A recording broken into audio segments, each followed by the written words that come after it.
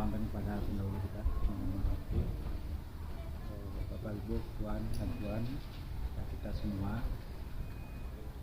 Kemarin November saya juga ke Cianjur, ada pertemuan jundukan kaum sedunia, juga dijamu oleh Tan Sri Yatim, Tan Sri Rais Yatim, ke kantor dan juga Bapak Ibu dan adik semua. Kalau bicara Minangkabau, orang Minangkabau itu ada 9 wajah. Kami aja berempat nih, wajahnya beda-beda. Ada 9 wajahnya. Ada yang mirip dari China. Karena nanti ada 4 ya pengiringnya dari Sri Maharaja Diraja itu, ada yang dari Vietnam, ada yang dari Champa, ada yang dari Persia. Ada 4. Sehingga wajah orang Minang itu juga beragam. Coba lihat kami semuanya, pasti berbeda. Tapi diikat dalam satu darah yang akan dengan Minangkabau tadi. Yang beda-beda itu. Karena pada hakikatnya kita ini kan memang berdasar dari ruh yang satu kita semuanya. Jadi apapun etnis kita, apapun budaya kita, kita itu adalah berasal dari yang satu. Jadi adik-adik tadi juga datang ke Minangkabau ini, mungkin nuansa suasananya berbeda ya. Bagaimana hubungannya itu tidak bisa hanya diucapkan saja, tapi ada rasa. Kalau bahasa Minangnya raso. Kalau bahasa canggihnya alur energinya ada. Dan itu dia tidak akan putus, dia akan berputar terus. Dengan seperti itu. Sehingga nanti walaupun saya tidak sampaikan ada kaitannya kemari, batinnya pasti dia akan bicara. Maka ada pada satu tempat nanti merasakan rasanya saya pernah kesini gitu. Kenapa ya familiar daerah ini? Itu yang namakan dengan alur energi kita itu nantinya. Itu awalnya. Kemudian kalau nama adat saya itu, kalau nama resmi kampus Ali Rahman. Kalau gelar pusakanya ada 2 Minangkabau ini, ada Sako, ada Pusako. Kalau Sako itu gelar kehormatan, gelar yang ada di tataran adat Minangkabau. Sako, Pusako itu baru dengan harta. Ada pusaka tinggi dan pusaka rendah. Kalau pusaka tinggi itu pusaka atau harta yang didapatkan dengan turun temurun, itu namakan dengan pusaka tinggi. Kalau pusaka rendah, pusaka yang didapatkan dari hasil pencarian di orang tua kita, itu dinamakan dengan pusaka rendah. Kalau dia pusaka tinggi, pembagiannya menurut hukum adat Minangkabau, dari mama turun ke ponakan, bukan ke anak ya, kepada ponakan yang perempuan, bukan yang laki. Kalau dia pusaka rendah, hasil dari orang tuanya, baru dibagi menurut faraid hukum Islam. Nah, itu uniknya di Minangkabau. Ternyata kalau gelar pusaka saya itu adalah Sultan Alam Shah. Ada 2 gelar, ada Sultan Alam Shah dan Muntiko Malin, satu lagi dari pihak ibu. Itu mengenai adat. Secara singkatnya Minangkabau seperti itu. Kemudian kita masuk, karena waktu kita 20 menit, kita masuk ke alam terkembang jadi guru. Kalau bahasa Malaysianya baru alam terkembang jadi guru, boleh? Iya. Jadi dalam alam semesta, kalau bahasa anak muda sekarang mungkin universe ya. Iya. Universe. Iya. Jadi, Benar. maksudnya teknologi universe itu yang alam terkembang jadi guru itu. Jadi ada 2, ada yang ke dalam diri, universe kecil namanya. Kalau dalam Minang itu namanya kaji diri. Kaji diri itu meniti ke dalam diri ini siapa kita, kenapa kita di sini, dan apa tugas kita.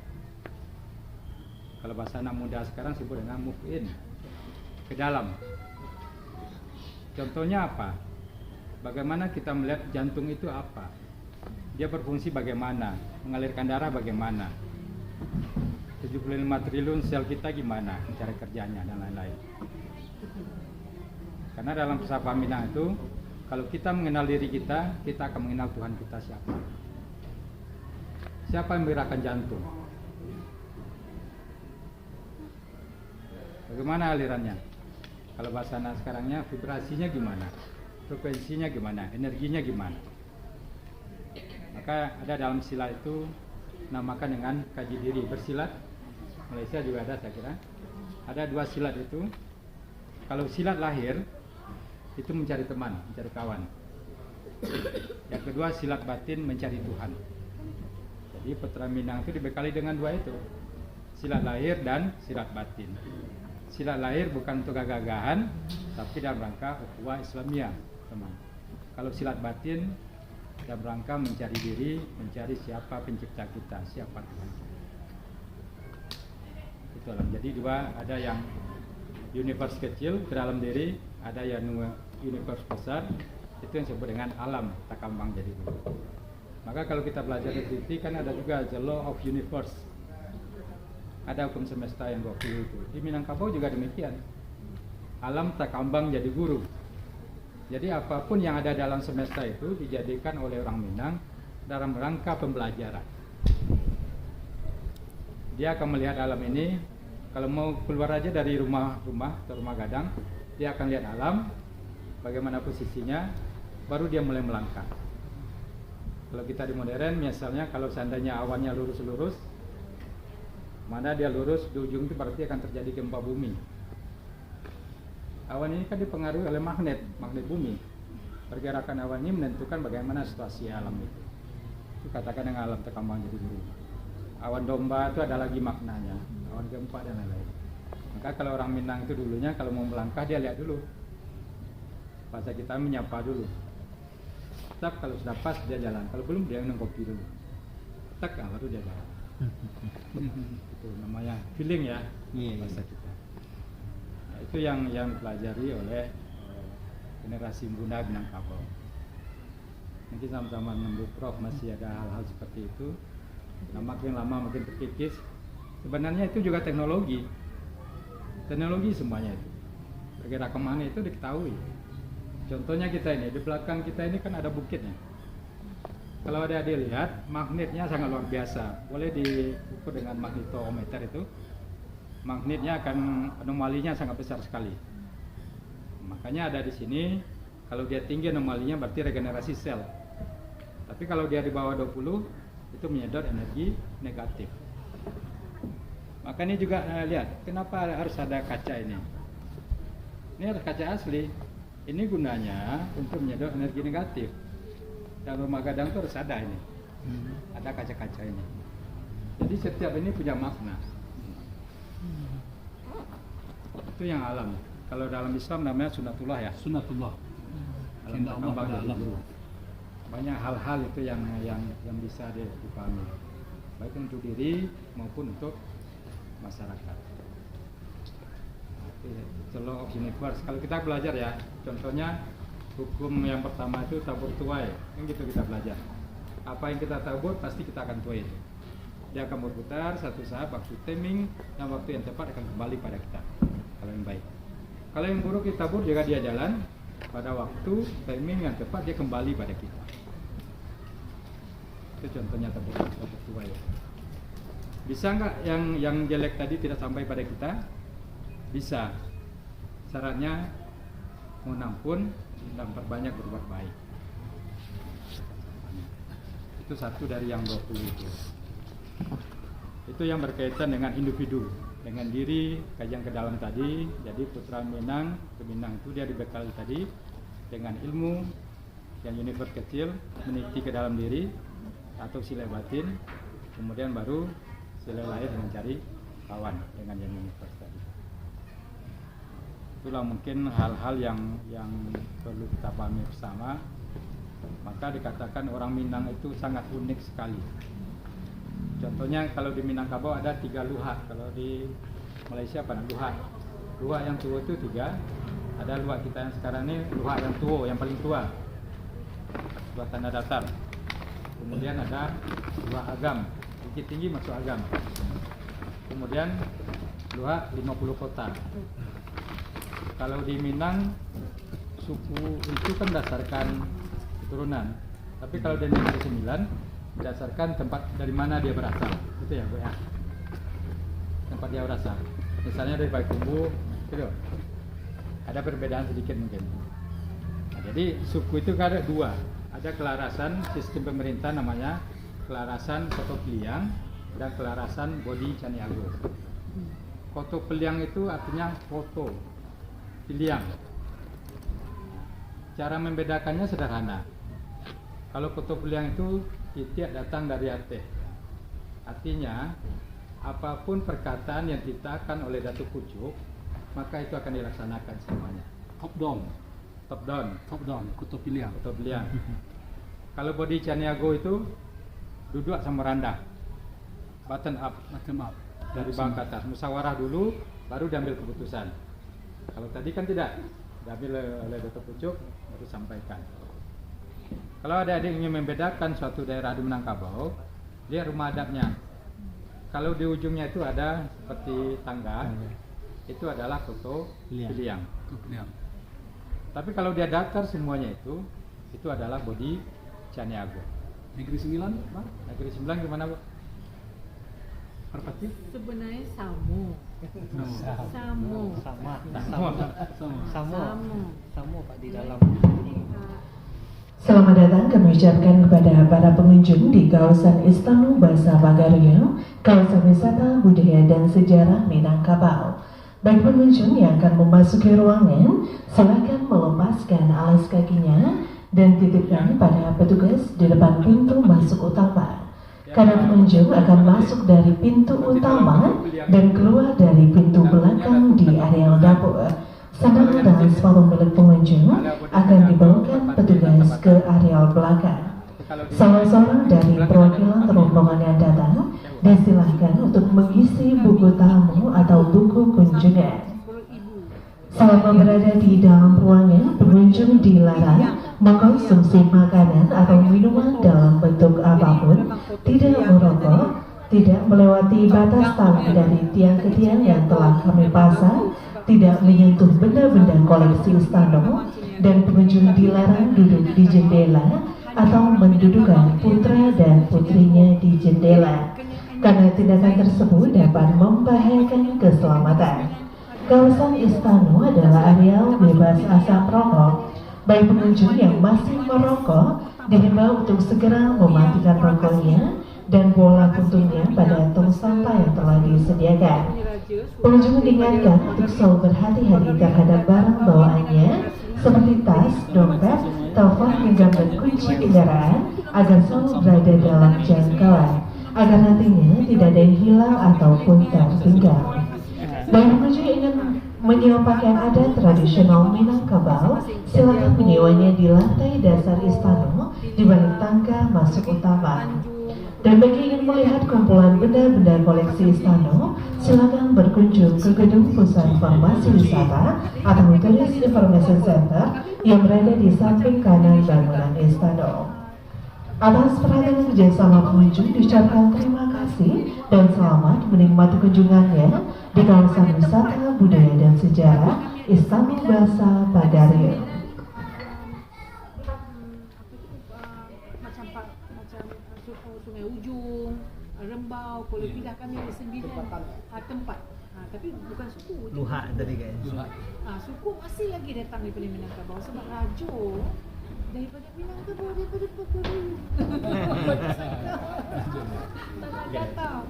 Jadi masih lagi sama. That's why banyak energi tadi. Saya juga kan cakap lah, saya masa kecil dulu, inilah budaya yang saya lalui. Sampai saya pun confuse, mana ustaz, mana datuk dagang, mana faham ke? Sebab kami akan dipanggil macam ni, dia akan cerita ni semua energi, macam mana nak meningkatkan macam falsafah orang Minangkabau. Saya belajar masa kecil. Jadi kalau kunjungi kendara, kalau kunjungi kahwin, kami akan macam ni. Nanti datuk dagang ataupun datuk ustaz, ada ketua kepala kan, kami dengar lah. Kami dengar. Jadi itu cara didikkan orang Minang. Tapi budaya itu macam pelik kalau saya cakap dengan anak saya. Sebab kena kahwin campur kan, kahwin bukan Minang dengan Minang. Iya. Jadi memang, jadi kalau ada perpati, kalau itu perpati top down, bottom up, bottom up. Ketumanggungan yang top down. Negeri Sembilan bottom up. Iya. Adanya ada perpati. Iya. Silakan Bang Haji. Ya, Untuk menyambung dari Prof tadi, mungkin kita mengkontekkan dengan yang kekinian oleh remaja sekarang sih, kayak energi tadi. Prof menyampaikan energi. Sebenarnya energi itu kan rumusnya sederhana, ATP, adenosin trifosfat, tambah glukosa kan jadi energi. Sekarang. Itu sebenarnya yang diomongkan waktu kecil. Cuma cara menyampaikan dengan cara dulu mungkin ya, dengan cara sekarang seperti itu. Ketika ATP itu melah diri, dia akan mengeluarkan panas atau energi. Tubuh kita ada itu semuanya, ATP itu adenosin trifosfat. Kapan dia membelah diri itu? Yang pertama melalui penahanan nafas. Ketika kita nahan nafas, itu memenuhi oksigen yang dari tubuh kita itu, dia akan belah diri, ATP adenosin trifosfat. Yang kedua dengan cara pengejangan. Yang ketiga dengan cara pikiran. Maka dulu juga diajarkan kita dengan berpikir itu. Makanya Silek Dudua itu sebenarnya berpikir, mengasah sehingga membedah jadi ATP tadi. Ini kita sedang bersilat ini. Silek Dudua kalau bahasa Minangnya. Silat duduk. Bahkan ini yang banyak makan energi dan kita saling berbagi. Kenapa berkumpul seperti ini? Kata Prof tadi, kumpul itu berbagi nih. Siapa yang kurang energinya dia akan nyambung semuanya. Itu salah satu kekuatan dulu dari Minangkabau itu. Yang energi tadi yang disampaikan. Karena hidup ini 3 ya, vibrasi, frekuensi, dan energi. Kan gitu. IT pun kita kayak gitu ya. Vibrasi, frekuensi, dan energi. 3 itu aja. Orang yang vibrasi sama dia akan merasakan sama. Frekuensi juga demikian. Tesla pun juga ngomong seperti itu. Jadi tidak ketinggalan falsafah yang disampaikan dulu dengan yang ada sekarang. Itu contoh-contoh yang kami sampaikan. Itu di Minang sudah ada semuanya. Mungkin dengan caranya yang berbeda, dengan keilmuannya yang berbeda, tapi hakikatnya adalah sama. Karena dulu belajar gitu ya, Prof ya. Makrifat dulu, hakikat baru syariat. Kalau sekarang balik ya, syariat dulu, hakikat baru makrifat. Orang buat mobil dulu, makrifat dulu, baru hakikat, baru aturannya. Jadi memang terjadi itu karena pengaruh dunia atau gimana, kita masing-masing mengalami itu. Ya, kali generasi mungkin yang nggak sampai apa yang disampaikan oleh satu dan pendahulunya.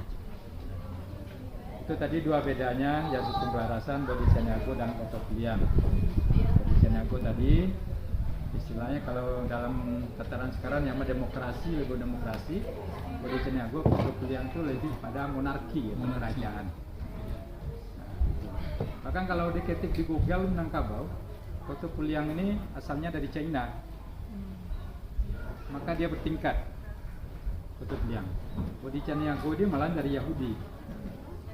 Matrilineal. Itu yang bergabung 2 itu, lahir kita-kita ini. Jadi itu yang saya katakan tadi, tidak akan sama. Tapi pada hakikatnya dia sama, punya falsafah yang sama. Maka kalau orang Minang itu, kalau dia berdagang, dia lebih hebat dari orang Cina karena dia punya otak Yahudi. Kalau dia diplomasi, dia lebih hebat dari orang Yahudi karena dia punya otak dagang. Maka tempi nadete terkurung nak di luar. Terhimpit hendak di atas, terkurung hendak di luar. Nah, gimana itu falsafahnya? Dia terhimpit tapi di atas, dia dikurung tapi di luar. Bingung kan? Ada lagi falsafahnya kalau ekonomi. Kalau ado jangan dimakan, kalau tidak ado baru dimakan. Kalau ada jangan dimakan. Kalau tidak ada baru dimakan. Bisa paham? Gitu kan? berhemat. Pada makna itu adalah saving, hemat. Makanya di depan rumah kadang itu ada yang ada di luar itu rangkiang namanya. Ada rangkiang Sitenyolau, ada rangkiang Sebaya-bayau, ada rangkiang satu lagi, Tanang Lapar. Artinya nggak akan pernah di Minangkabau itu adanya kelaparan. Ada yang boleh diambil tiap bulan, ada yang hanya masa penceklik, ada yang boleh tiap hari. Itu falsafahnya, ekonominya, kesejahteraannya untuk kita semua. Ya, Pak. Terima kasih, Mungkin Bang. pembuka dan mohon maaf. Saya akhiri dengan satu pantun. Tambilang di rumpun lanse, di sisi di yang lantai, kamu bilang satu yang dapet, yang tinggal untuk yang pandai. Saya maaf. Alhamdulillah. Terima kasih Bang Ali. Adik-adik para pelajar semua, ya, berikutnya ada agaknya tambahan dari Bapak Menur Kamal, ya, apalagi di sisi sejarahnya. Juga disinggung juga Pak Kamal. Ini rumah gadang yang kita tempat ini pernah terbakar. Silakan Pak. Baik, sebenarnya tadi sudah disampaikan panjang lebar oleh Bapak Ali Rahman. Saya hanya sedikit saja mungkin mengulas karena ada alam Takambang dulu. Makna dari ini adalah bahwa di Minangkabau filsafatnya itu, filosofinya itu dari alam yang sekitar. Misalnya orang Minangkabau itu merantau. Kenapa orang Minangkabau itu menggunakan tradisi merantau? Boleh kita kenal di mana-mana ada. Pada dasarnya itu adalah melihat alam itu. Ketika batang pisang itu dia punya anak, anaknya itu dipisahkan lubang yang baru, maka dia cepat besar. Tapi ketika dia tidak dibuatkan tempat yang baru, dia nyatu dengan induknya, maka dia lambat besarnya. Maka di Minangkabau itu, maka orang Minangkabau itu berdasarkan alam dari pisang tadi, maka muncullah tradisi merantau. Karatek medang dulu, bagungu baguh balun, kerantaulah bujang dahulu, karena di kampung berguna. Itu salah satu itu yang kemudian di Minangkabau itu semua orang tidak ada yang tidak terpakai. Semua orang itu akan sesuai dengan kemampuannya, sesuai dengan kompetensinya. Hanya di Minangkabau itu nggak ada orang yang sebenarnya nggak terpakai. Ada misalnya ada sapinya juga. Nan buto bambu suang, nan patak pelantai bagia, nan cadiak kawan bayu, nan binuang pada sulasa. Artinya semua orang itu, semua manusia ciptaan Tuhan itu adalah orang yang berpotensi semua. Jangan sampai ada nanti yang tidak dimanfaatkan. Ya, artinya bersama satu maka menjadi. Itu misalkan karena tadi adanya nilai-nilai alam yang ada di bawah. Ya. Misalnya